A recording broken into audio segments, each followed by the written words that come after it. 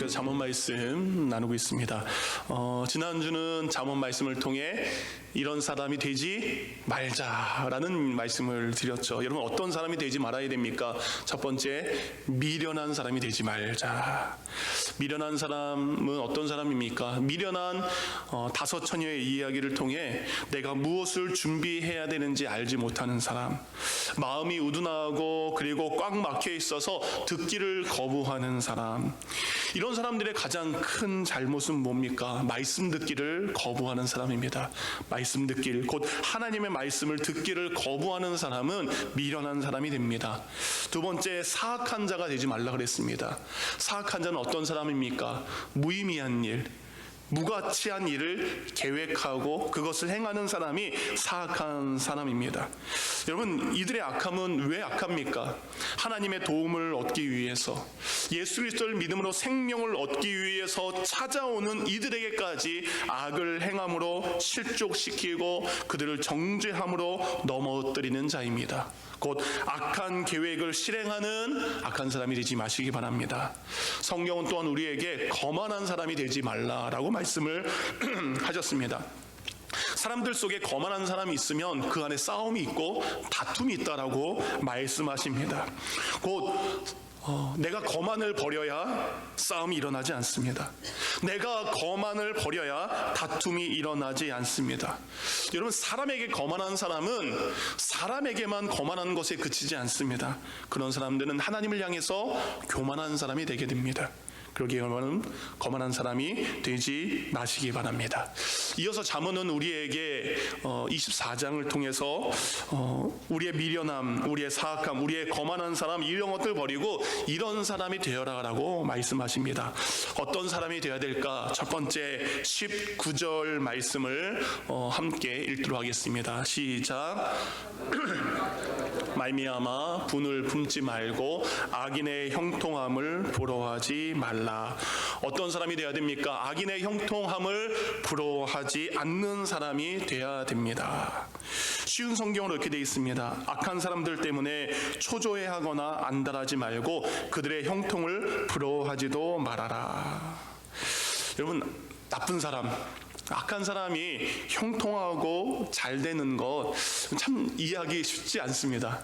참 받아들이기 힘든 것이 악인의 형통입니다. 그래서 욥기를 보면 믿음의 사람 욥 아닙니까? 욥기 12장 6절에 욥이 이런 고백을 합니다. 강도의 장막은 형통하고 하나님을 진노케 하는 자는 평안하니 하나님이 그의 손에 후히 주심이로다. 하나님을 찬양했던 아삽이 시편 73편 17절에 이렇게 이야기합니다. 볼지어다 이들은 악인이라 항상 평안하고 재물은 더하도다. 내가 내 마음을 정의하며 내 손을 씻어 무죄하다 한 것이 실로 헛되도다.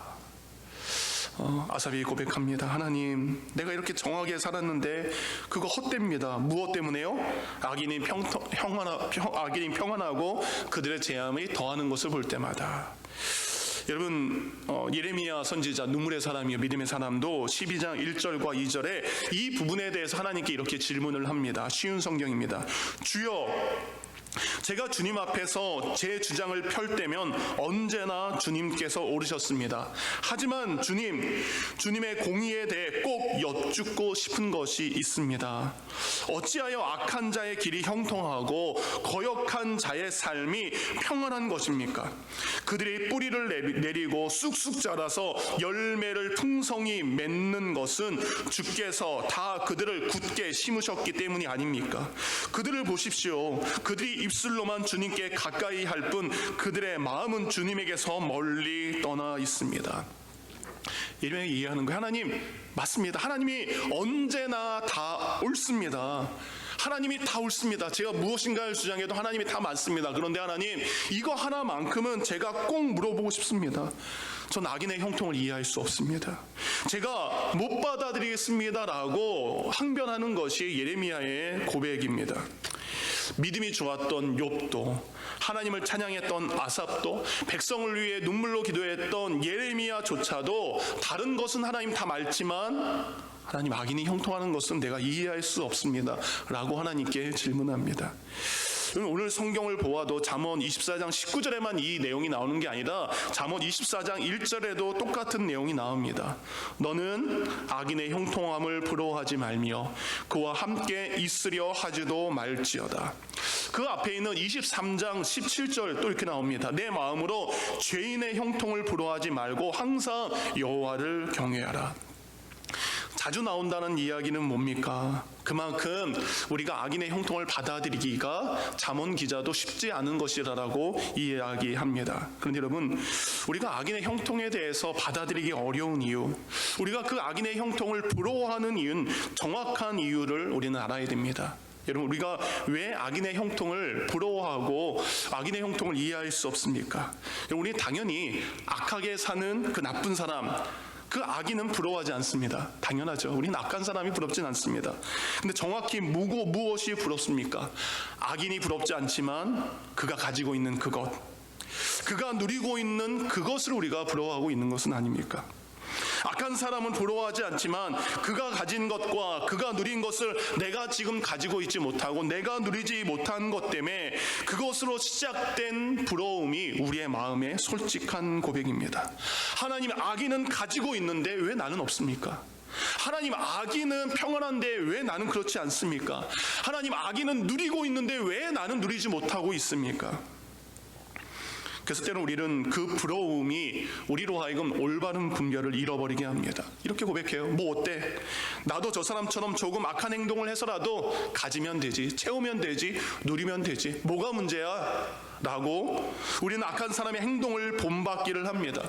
하나님이 기뻐하지 않는 것임에도 불구하고, 하나님이 기뻐하지 않는 결정임에도 불구하고 나는 채우기 위해서, 내가 가지기 위해서, 내가 누리기 위해서 악인의 행동을 우리가 따라갈 때가 있습니다. 24장 1절이죠. 너는 악인의 형통을 부러워하지 말며 그와 함께 있으려고 하지도 말지어다. 우리는 그가 부러워서 어느 순간 그처럼 살고 싶은 것이 우리 마음에 생기게 됩니다. 그런데 우리가 잊지 말아야 될 것은 있습니다. 성경은 분명히 그들을 향해서 악을 행하는 악행자다, 그들의 행동은 분명히 악한 행동이다라고 반드시 정확하게 이야기를 하고 있습니다. 그들은 악을 품고 악을 계획하는 정도가 아니라 악을 행하는 악행자라고 성경은 분명히 말하고 있습니다. 우리는 그들을 부끄러워하지 않아야 됩니다. 그들이 소유하고 있는 것, 그들이 누리고 있는 것, 그 모든 것은 여러분 선을 행함으로 하나님께 받은 것이 아니라 악을 행함으로 받았다는 사실을 잊지 않아야 됩니다. 우리가 악인의 형통을 부러워하지 말아야 될 이것이 바로 첫 번째 이유입니다. 그들이 지금 가진 것, 그들이 누리고 있는 형통은 악을 행함으로 얻은 것이기에 누군가의 피입니다. 누군가의 눈물이 있습니다. 누군가의 아픔의 대가를 그들이 빼앗아 간 것입니다. 하나님이 결코 주신 것이 아닙니다. 자신들이 성실히 노력해서 얻은 것이 아닙니다. 그것은 빼앗은 것이기에 그 물질과 그 평안과 그 누리는 것에는 누군가의 탄식이 있고 누군가의 눈물이 있고 누군가의 아픔이 있기 때문에 우리는 그것을 분별해서 그들의 형통함을 우리는 부러워하지 않아야 됩니다. 우리가 악인의 형통을 왜 부러워하지 않아야 됩니까? 두 번째, 악인들이 지금 현재 누리고 있는 그것 때문에 앞으로 그들에게 닥칠 미래의 일은 우리가 절대 부러워해야 될 일이 아니기 때문입니다. 쉬운 말로 이거죠. 20절에 현대인의 성경은 이렇게 이야기합니다. 악인들에게는 밝은 미래가 없을 것이며 희망의 등불도 꺼질 것이다. 그들의 현재는 어떻습니까? 악한 자, 그들은 지금 누리고 있는 것이 있지만 그들은 악한 자이기 때문에 하나님에 대해서 그들은 분명히 하나님이 그들에게 장래가 없고 소망이 없게 하신다는 것이죠. 세 번째, 악인 누리는 형통, 그들이 누리는 한 번의 형통이 영원한 형통이 아니기 때문입니다. 여러분, 영원한 형통과 영원한 소망은 오직 하나님을 경외하는 자들에게만 있습니다. 잠언 23장 17절과 18절은 그래서 이렇게 말씀하고 있습니다. 내 마음으로 죄인의 형통을 부러워하지 말고 항상 여호와를 경외하라. 정령이 내 장래가 있겠고 내 소망이 끊어지지 아니하리라. 하나님이 약속하셨습니다. 하나님을 경외하는 자들에게는 아름다운 미래를 주리라. 내가 그의 소망이 끊어지지 않게 하리라. 악인에게는 지금 형통하고 있지만 그의 미래는 하나님의 심판 때문에 그는 심판으로 떨어지지만, 하나님을 경외하는 자들은 하나님께서 늘 끊어지지 않고 붙잡고 소망과 미래로 인도하십니다. 여러분, 하나님께서 우리에게 주신 악인에 대한 형통함, 그들이 누리는 형통함에 우리는 부러워하지 않아야 됩니다. 누군가의 것을 빼앗는 것이 아닌 하나님의 주시는 형통함이 참된 것입니다. 지금은 잘 돼 있지만 그들의 미래는 소망이 끊어질 수밖에 없습니다. 그들이 한 번 형통한 것이지만 우리에게는 영원한 형통이 있을 줄 믿습니다. 그래서 하나님께서 반드시 악인을 심판하십니다.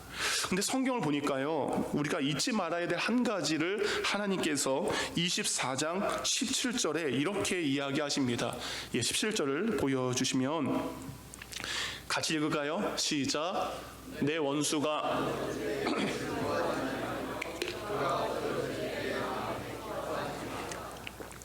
나쁜 사람 어떻게 됩니까? 넘어질 때 잘 됐다. 못된 사람 엎드러질 때 시원하다 라고 해야 되는데, 저 말씀이 우리에게 말씀해 주시네요. 어떻게 해야 됩니까? 악인이 넘어질 때 즐거워하지 말아라. 그들이 엎어질 때에 기뻐하지 말아라.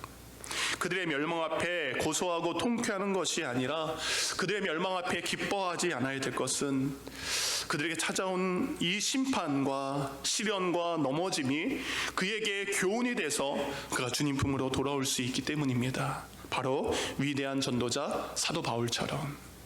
그래서 여러분, 악이 넘어진다 할지라도 그 악이 넘어짐 앞에 그를 위해서 기도해 주시는 게 참된 그리스도인들의 모습입니다.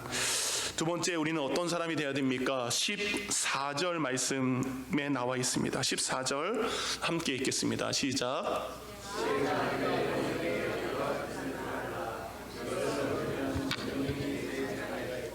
내 소망이 끊어지지 않으리라. 아멘. 지혜가 내 영혼에게 이와 같은 줄을 알라. 무엇과 같은 줄을 알라? 14절인데요. 그와 같은 줄을 알기 위해서는 그 한 절 위에 13절에 나와 있는 내용이 바로 이와 같은 줄을 알라라는 것입니다. 13절 읽어드리겠습니다.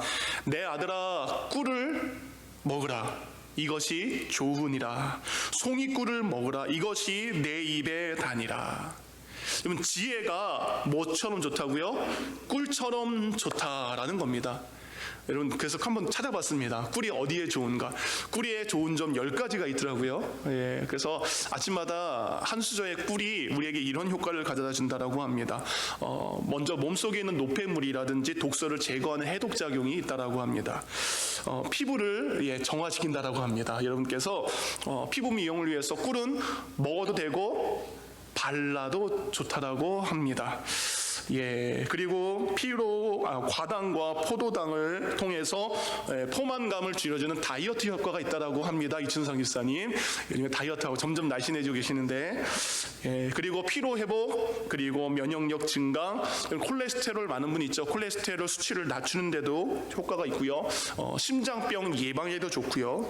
사람이 배에 가스가 차서 방구를 많이 끼시는 분들, 꿀을 많이 드시면 복부에 이 팽창감 가스를 중화시켜 준다라고 합니다. 그리고 감기와 두통에도 효과가 있다라고 합니다. 꿀 드시기 바랍니다. 꿀이 이처럼 사람에게 좋은 것처럼 지혜가 뭐예요?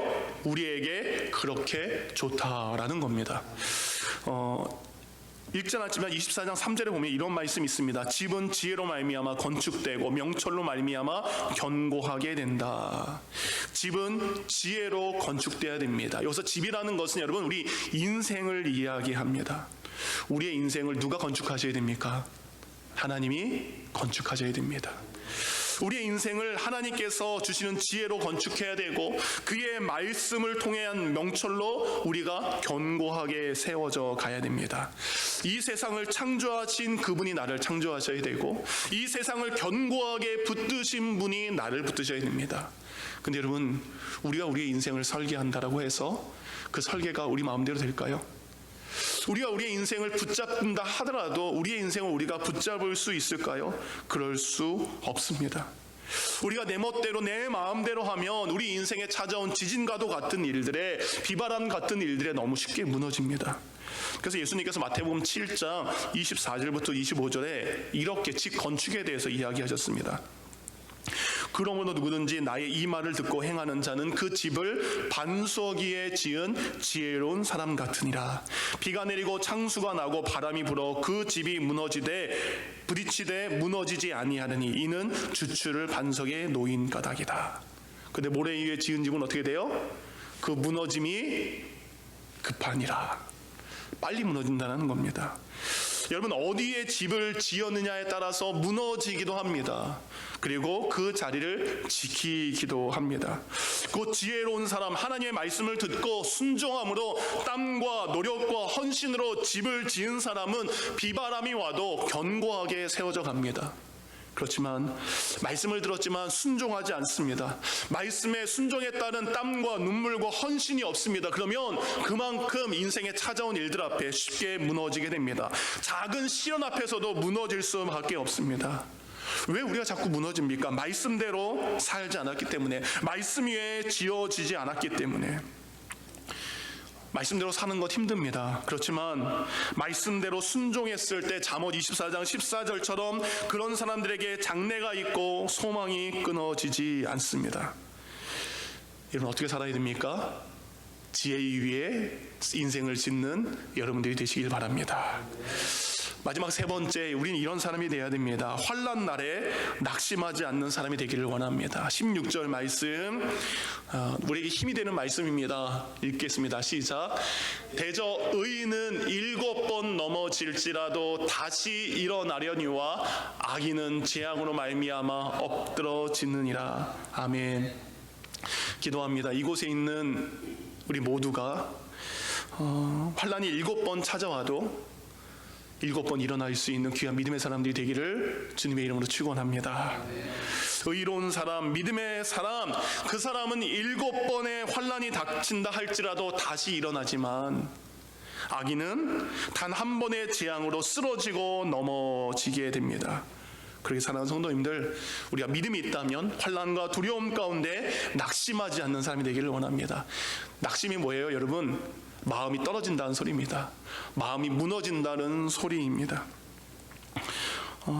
잠언 24장 10절에 보면 이런 말씀이 있습니다. 내가 만일 환난 날에 낙담하면 내 힘이 미약함을 보임이라. 환난이 다가왔는데요, 여러분 낙심하시는 겁니까? 그럼 여러분의 힘이 없다라는 것을 증명하는 거예요. 다른 말로 무엇입니까? 내가 고난 때에 비틀거리면 내 힘이 약한 것이고 내가 믿음이 그만큼 없다라는 겁니다. 곧 우리는 환난을 통해 우리의 믿음이 드러나게 됩니다. 환난 가운데 주저앉아 있는 사람은 믿음이 연약한 사람이요, 환난 가운데 그래도 다시 일어나려고 하는 사람은 믿음이 좋은 사람이라고 이야기할 수밖에 없습니다. 그럼 여기 10절에 나온 낙심하면, 낙담하면, 이 원어의 뜻으로 풀어보면 이런 겁니다. 환난 날에 무엇인가 해야 할 일을 하지 않고 지체하거나 머뭇거리는 상태. 아픔이 다가왔습니다. 환난이 다가왔습니다. 시험이 다가왔습니다. 환난이란 그 무엇인가가 찾아온 그때에 해야 될 일을 하지 않습니다. 지체하거나 머뭇거리고 있는 그 사람, 그 상태가 바로 낙담이라고 이야기합니다. 그럼 여러분, 그렇게 지체하고 머뭇거리고 낙담하고 있으면 결국 어떻게 됩니까? 힘이 약해져 간다라고 이야기합니다.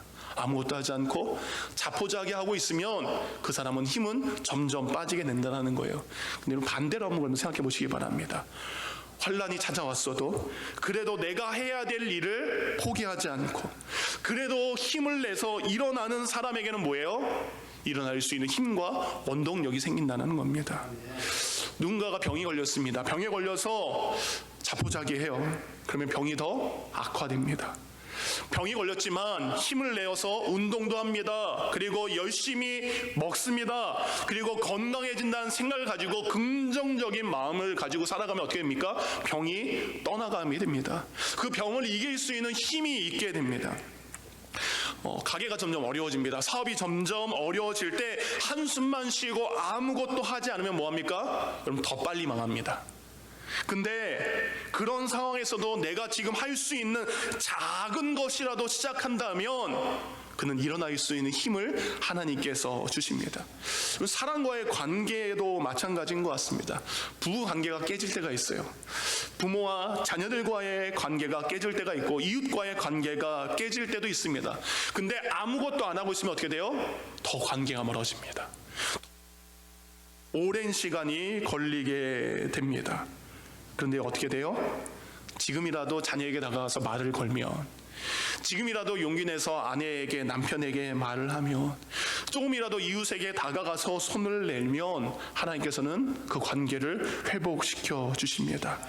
낙심될 때 아무것도 하지 말고 포기하지 마시기 바랍니다. 오히려 그때 힘을 내어 일어나 보시기 바랍니다. 이것이 믿는 자의 모습입니다. 그러면서 우리가 환난 다가왔을 때 무엇을 해야 되는지 11절에 이렇게 이어서 말씀하고 계십니다. 제가 읽어드리겠습니다. 잠언 24장 11절. 너는 억울하게, 개역개정으로 먼저 읽어드리겠습니다. 너는 사망으로 끌려가는 자를 건져주며 살육을 당하게 된 자를 구원하지 아니하려고 하지 말라. 쉬운 성경입니다. 너는 억울하게 죽게 된 사람을 구하며 살인자의 손에 끌려가는 사람을 구출하는데 주저하지 말라. 나 힘들다고 주저앉아 있지 말고 너의 옆에 있는 사람을 구하라. 그리고 그 사람을 도와주는 것이 너의 환난을 빨리 벗어나는 방법이다라고 이야기합니다. 자신에게 찾아온 환난 앞에 우리는 그 문제만을 바라봅니다. 다른 사람을 볼 수 있는 여유가 우리에게 없습니다. 그런데 하나님께 우리가 그래서 이렇게 이야기할 수 있어요. 하나님, 내 코가 석자입니다. 내가 힘든데, 나도 힘든데 내가 어떻게 다른 사람을 도와줍니까? 라고 이야기할 수 있습니다. 그래서 하나님께서는 그런 우리의 마음을 아시고 이어서 12절에 이렇게 이야기하셨어요. 개역개정을 먼저 읽어드리면, 내가 말하기를 나는 그것을 알지 못하였노라 할지라도 마음을 저울질하시는 이가 어찌 통찰하지 못하시겠으며 내 영혼을 지키시는 이가 어찌 알지 못하겠느냐. 그가 각 사람의 행위대로 보응하시리라. 쉬운 성경을 읽어드립니다. 만일 내가 생각하기를 그 일은 나하고는 아무 상관이 없는 일이다 할지라도 사람의 속마음을 헤아리는 하나님께서 어찌 내 마음을 모르시겠느냐. 너의 목숨을 지켜주시는 하나님께서 어찌 그것을 모르실 리가 있겠느냐. 장차 그분께서 각 사람의 행실대로 갚아주신다. 하나님, 그 사람과 제가 무슨 상관이 있습니까? 말을 한다 하더라도 하나님은 그것으로 불구하고, 그럼에도 불구하고 그를 도와주라 이야기합니다. 왜냐하면 맨 뒤에 그렇게 행한다면 그렇게 행한 행실대로 내가 너에게 갚아주리라. 쉽지 않습니다. 그렇지만 본문 말씀을 보면, 10절을 보면 내게 찾아온 것은 여러분 환난 정도입니다. 환난이에요. 근데 11절에 이웃에게 찾아온 것은 뭐냐? 그가 살인자의 손에 죽게 된다 할지라도, 그가 억울하게 죽게 된다 할지라도, 여러분, 우리는 환난을 만난 거지만 그 사람은 뭐예요? 사냐 죽느냐의 문제입니다. 나는 환난을 만나지만 우리는 죽지는 않습니다. 근데 그 사람은 그 어려움 앞에 죽을 수도 있습니다. 그러기에 성경은 우리에게 이야기합니다. 이 일이 있어도 나는 죽지 않고, 이 일이 있지만 그 일 때문에 죽는 저 사람을 도와주는 그 일이 우리에게 마땅히 해야 될 것이다.